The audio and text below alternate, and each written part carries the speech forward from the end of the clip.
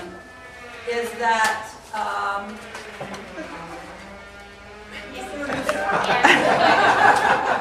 Ray's blowing his nose. they're blowing it. You know what I like about you, Paul?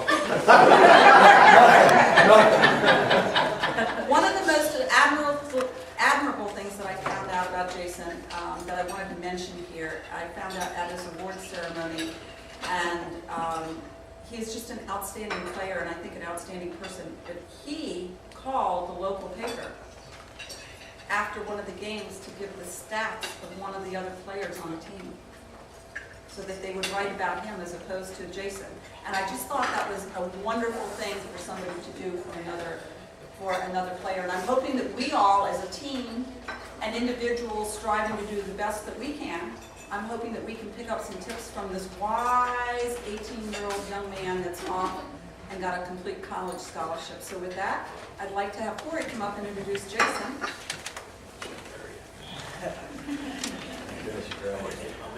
And it's going to be nice things, Corey. I'd just like to, as Jason's coach, I usually don't use these, but we've got so many awards in one. As Jason's coach, introduce Jason a little bit to you guys, and I think one of the reasons why he's speaking is if you obviously see Jason, he's 5'4" and a half.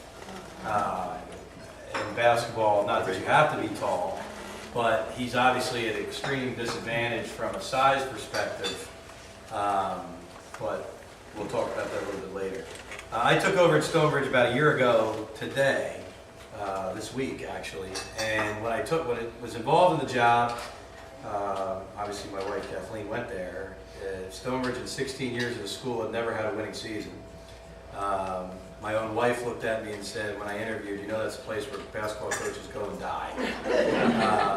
I had 3 people text me and email me in town, well, what the hell is wrong with your husband, Kathleen? So, and when I was going through the process, I obviously had saw them play, and I was intrigued by Jason, but when I was involved in the job, a lot of people said to me, you'll never be able to coach that kid, he's, you know, every expletive in the book. He's not a good player, he's not a team guy, he's not that, you'll drive yourself crazy, you can't afford to lose any more hair, and do that. Well, long story short is they couldn't have been any more wrong about Jason. And Jason and I have had our differences, both, not really off the court, but on the court differences. But being 36 years old and coaching in a lot of places, I've never coached a kid, a better player, a better well-rounded kid. And the year that he had speaks for itself. Just to go through what Jason did, again, he's 5'4" and a half. How tall is he? 5'4" and a half. I think Hawes thought he was 6 foot, that's why he scored 30 on him. Corey, he's a tall 5'4". You know, it's funny, when I first took the job, I have an AAU team and I have a business, a basketball company, and I had 6th graders that I trained, and they came to our first tournament in the summer at George Mason, and my 6th grade little point guard was standing next to Jason, and I turned to my assistant and I went, oh my gosh, I go, the 6th grader's taller than him,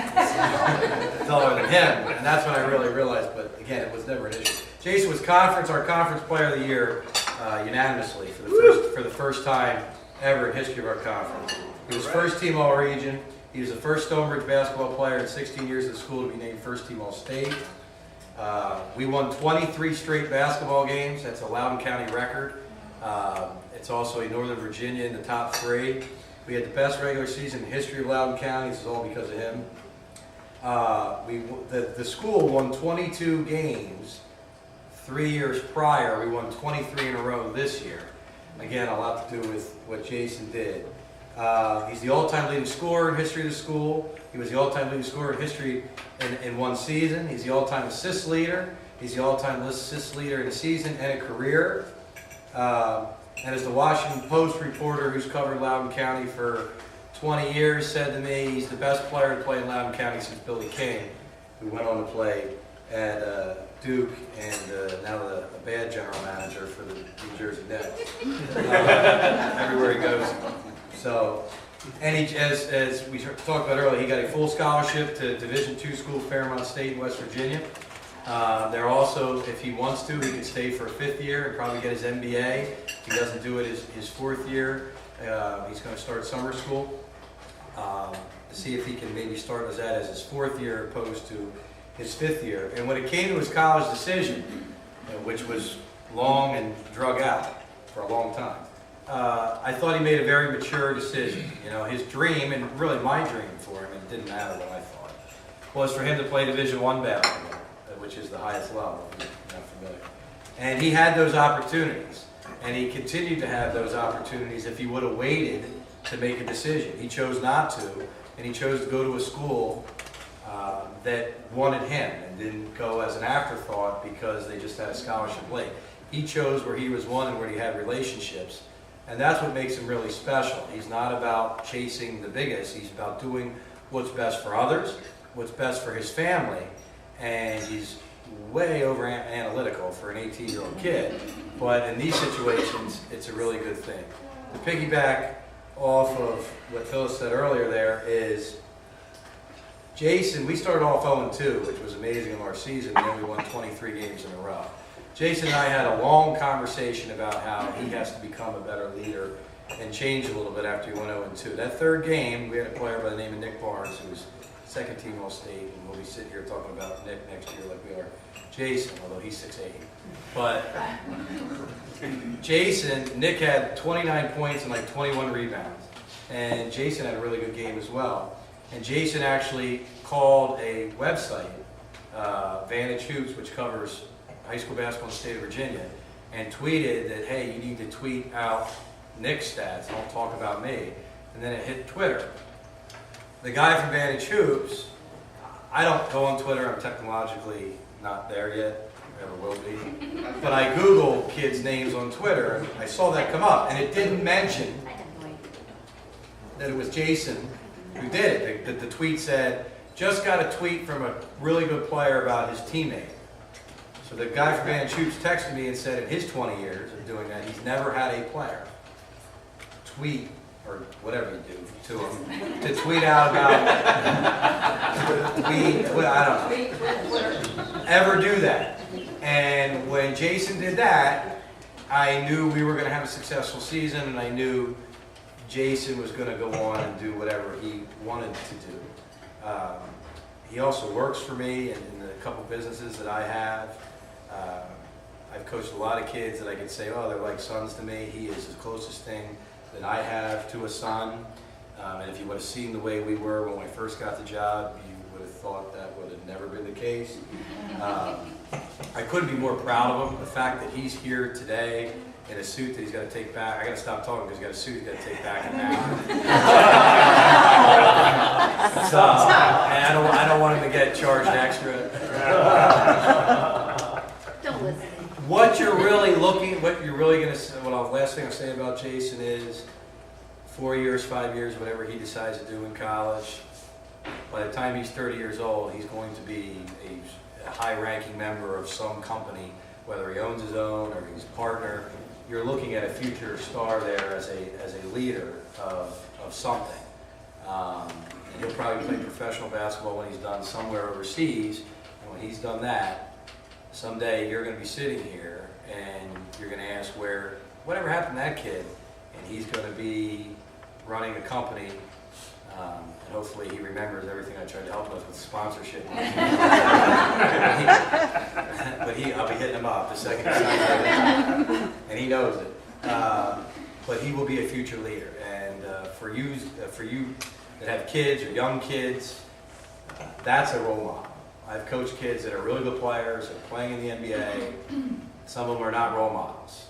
That young man right there is something you should be very proud of, to bring your kids around, your family around.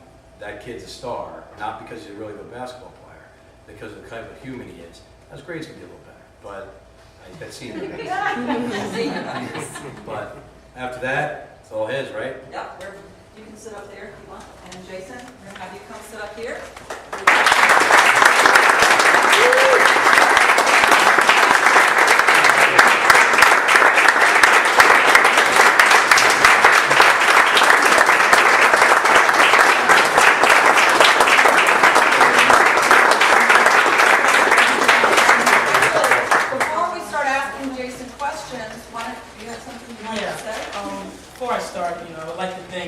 Mr. and Mrs. Statham for allowing me to be here.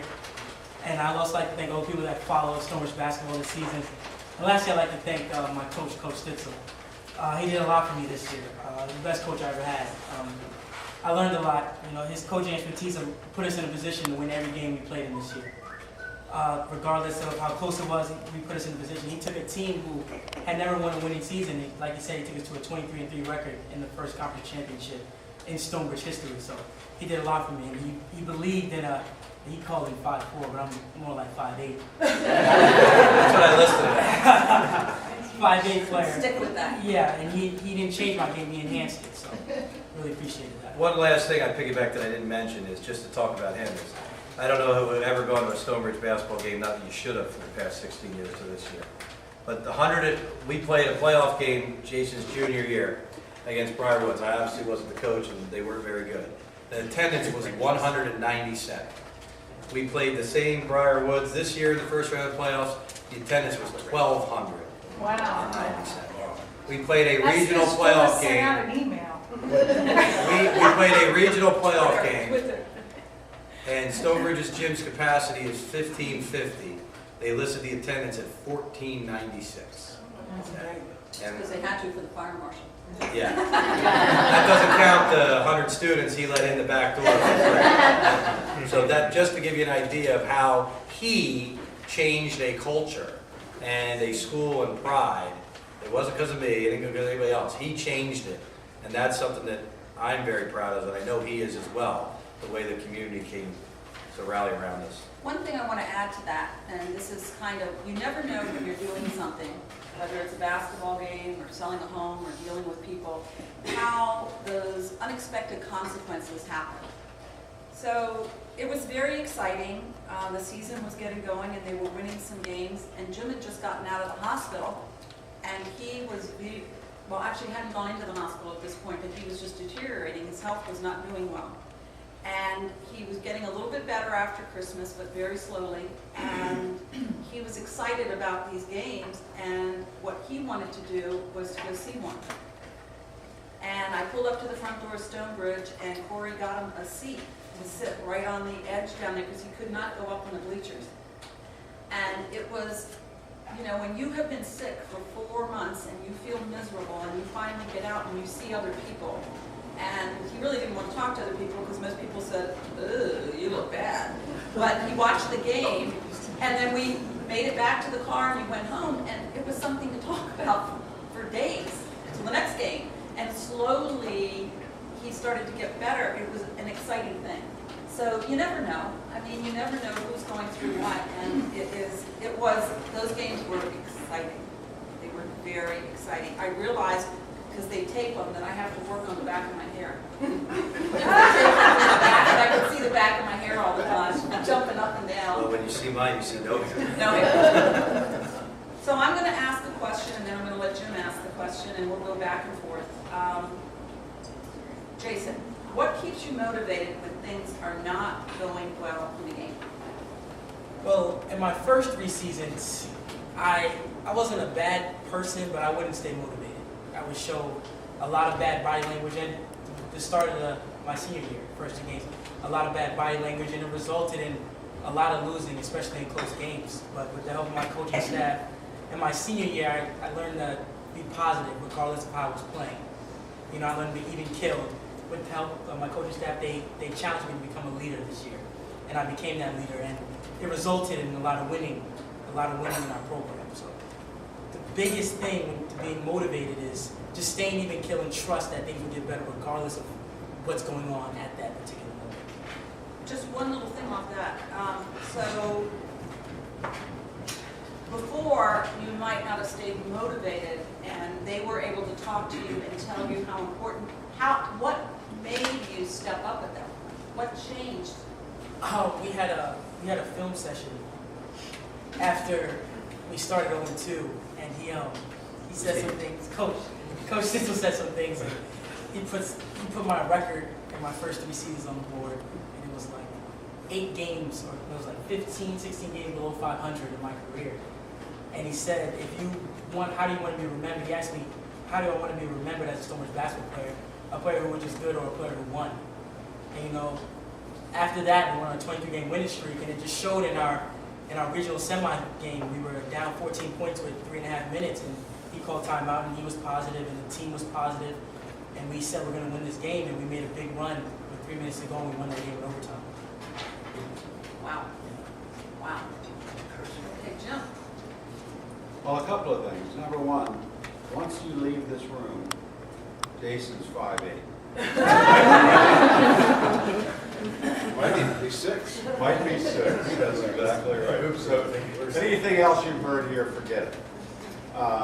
But once you get on top of your game, and Jason's been on top of your game, and you guys do the same thing in real estate.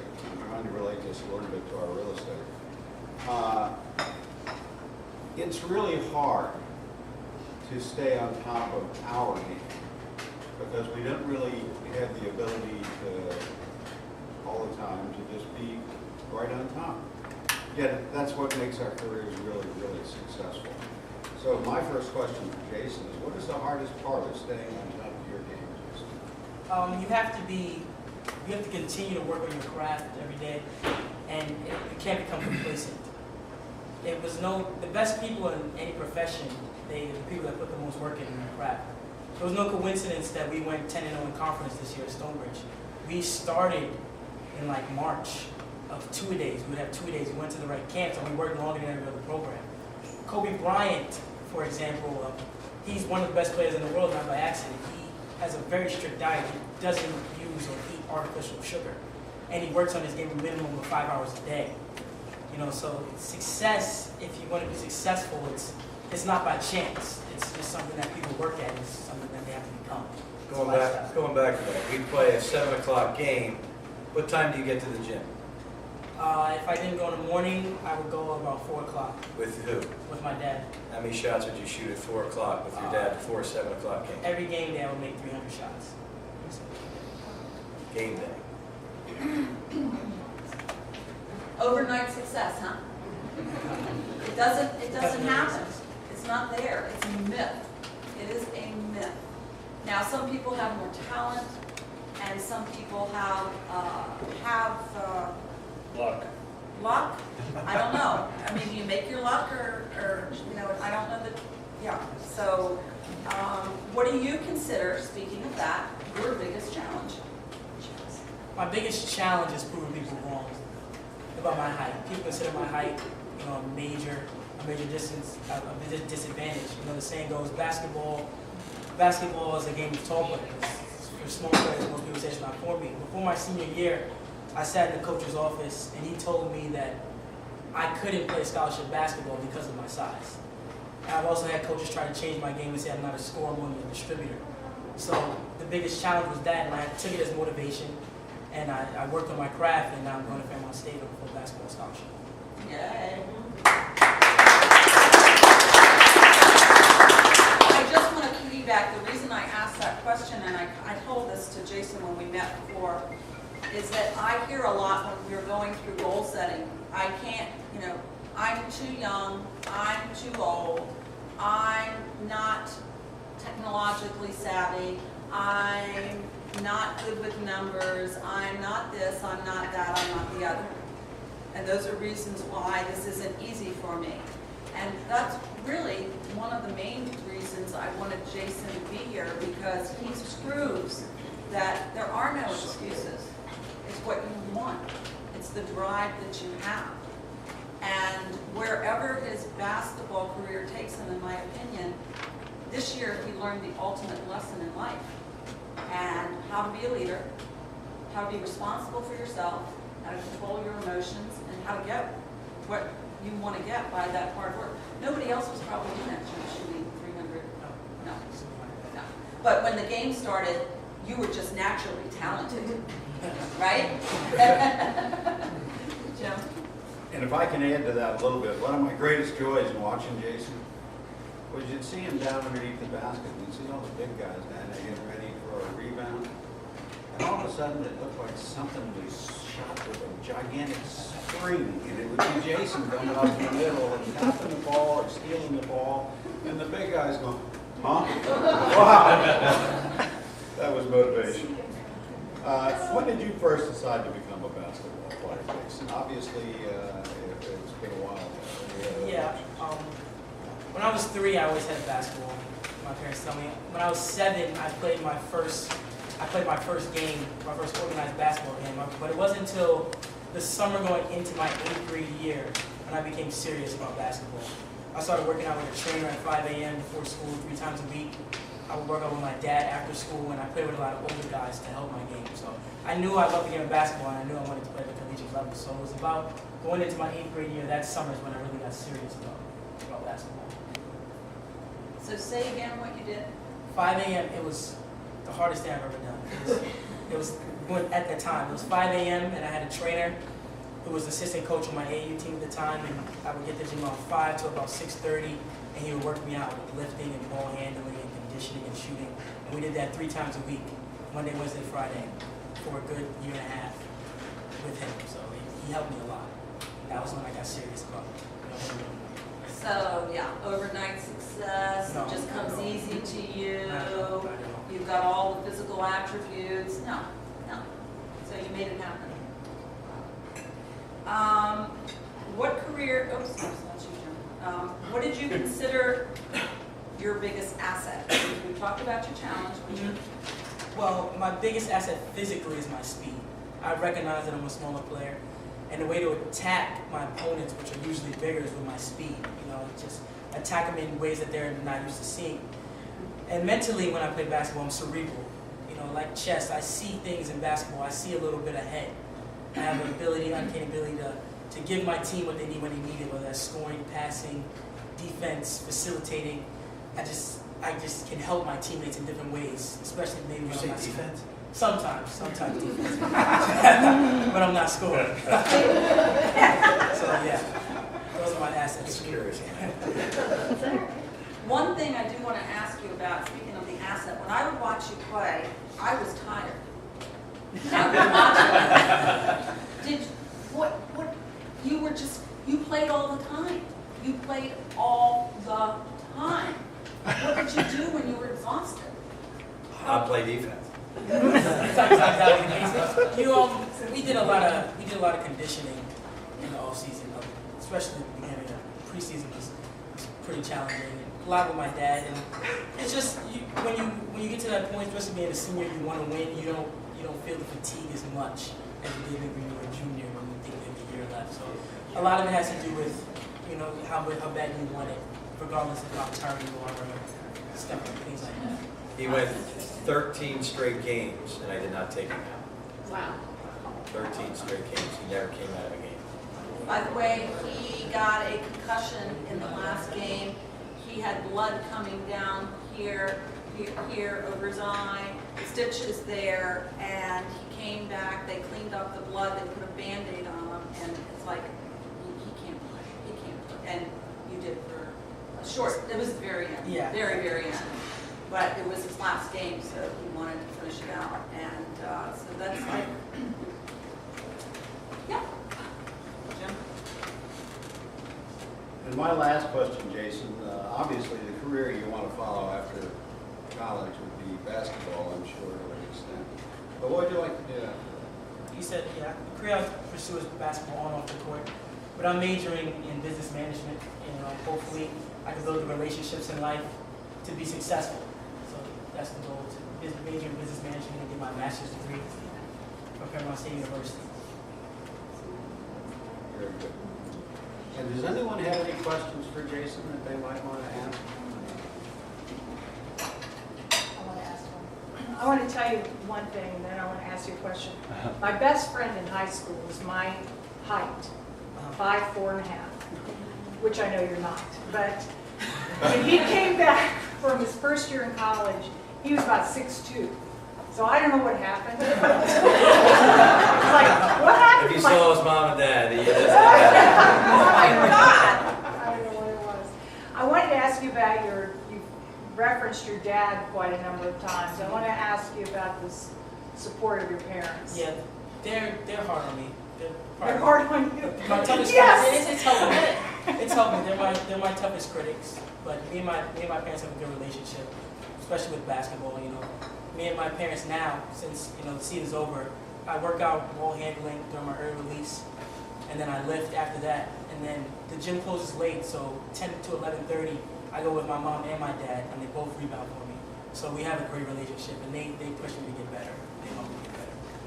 And they're at every game. Every game. And his mom is, I come to the games, his mom is about, a little bit shorter than Jason, and she has a great shoe collection. You've been in her closet?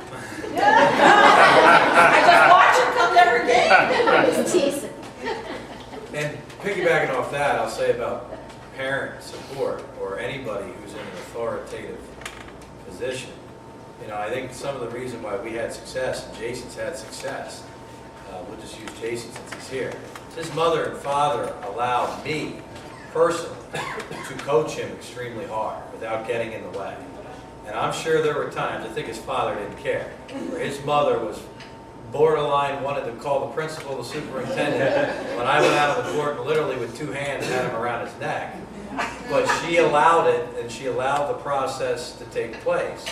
And I think Jason would speak the same way. The 13 guys we had on the varsity, I come from a different background, a different place, and they weren't used to that. And nobody got in anybody's way and allowed that to be difficult and allowed them to be pushed to a level that I'm not sure they were ever pushed. And in turn, they achieved a lot of success. In my experience of just living here for a couple of years, that's not the norm. There's a lot of pushback from being challenged. Kids, people, families, adults do not like to be challenged. Jason's family allowed me to challenge him every day, and I think he would tell you it had a lot to do with him learning and getting better. And his mother at the end of the year was tearing up, gave me a huge hug and said, "Thank you for everything." And I looked at her and said, "You didn't think that in December?" And she just smiled. So I think that had a lot to do with it in general.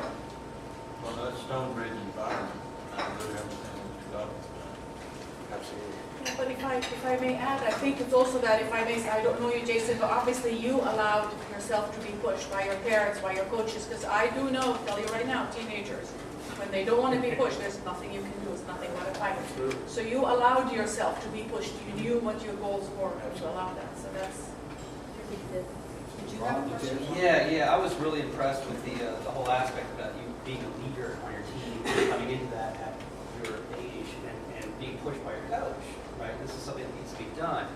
But when you get a bunch of adolescents together, teenagers, and someone suddenly wants to be that leader role, a lot of them push back, who are you? So how did you do that, and how did they take to you? First, you lead by example. Playing hard in practice. It wasn't always like that for my first 3 years. I just wasn't that person to be that leader to push my teammates like you're gonna make the next shot. Sometimes I'll get frustrated if they missed. And my teammates knew that I was the best player on the team, but my attitude, I didn't trust them. It had a lot to do with trust, especially with my teammates. I had to learn to trust my teammates to make shots and make plays, and they did. And it was just a relationship that we had to build, and it started rocky, especially in the beginning of the season in practice. But it is something that grows with your teammates and bonding and talking a little more. It's all part of the growing process. Jason, you mentioned your size and everything, that you were the best player on the team. You're dealing with a bunch of players that are much taller than you, maybe a little stronger and such. So what was your strategy, knowing there was this differential there? So what was your strategy on the court? How were you going to beat these guys? I always played with a chip on my shoulder. I knew I had to, people look at my size as a disadvantage before they've seen me play. So it's just what it is, it's a stereotype of smaller players. So I just, when I get on the court, I play harder, and I think ahead, and I see certain things, and I use my height to my advantage instead of a disadvantage. And my size, I attack them lower, stuff that they're usually not used to. I'm attacking more at the knee level. It's hard for them. I love that. That's great. Dribble between his legs. I know. Well, in basketball, it's always hands up, everybody's looking up, and Jason just goes. Alonzo. Hey, Jason. First of all, it's not a question. I just want to say that I'm inspired by you, man. I really appreciate this talk today, and I'm encouraged by you, and I just want you to keep doing what you're doing. You definitely have some great leadership qualities, and you have some great abilities. And I think the thing that really sticks out to me the most is the fact that you've allowed to make yourself teachable, and that you've given up your whatever attitude they thought you had. The real you came forward, and you kind of shed those things and allowed your coach to really coach you. And I just want to encourage you to do that on the next level. You matter, and you really have something to offer the world. So stay with it. Okay? Thanks.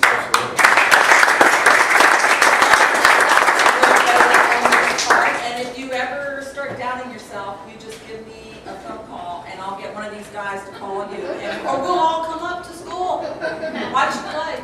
Jason, I have one more comment to make based on what we just heard from Alonzo, but we're all real estate professionals here, and we are among the best of the best brokerages, among the best of the best.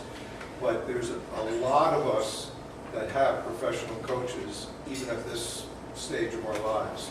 So where we pay big time for that privilege to be coachable, and I don't know, 10 days away from 65, and I'm still coachable. And I think that's what helps me to be a better professional. So never give up on that. Always, always be coachable, and you'll be learning to be that leader forever. And Corey said he was going to put in a shameless plea for Stonebridge, so Since you guys, you just hit the nail on the head, I know how successful this brokerage, this firm is, all the great real estate market, all the great commissions you're getting. I need fundraising money for Stonebridge basketball. We'll advertise. I was able to raise almost $17,000 last year by just banging on doors to help these guys go to the camps and stuff.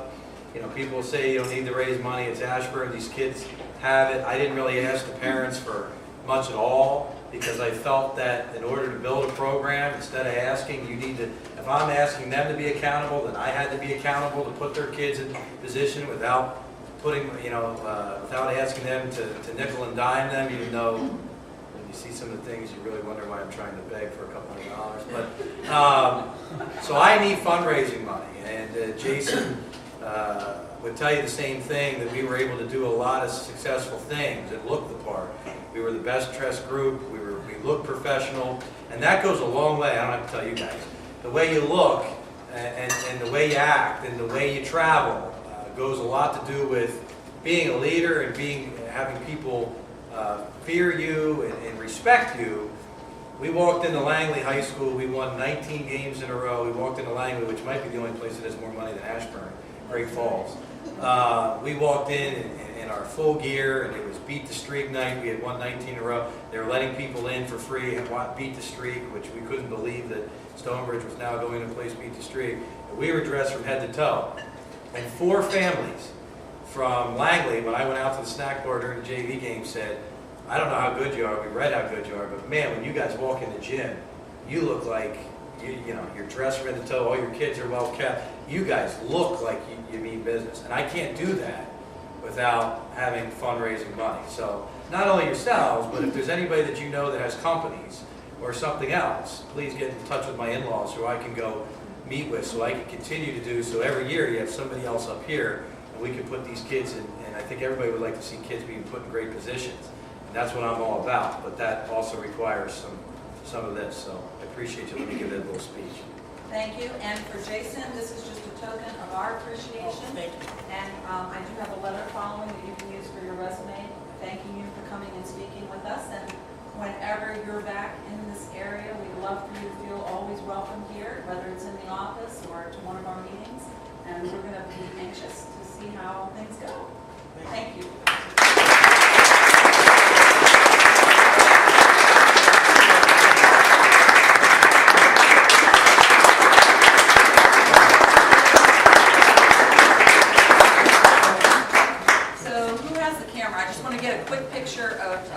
We're doing movies today. I took one of all 4 of you. It's pretty good. You did?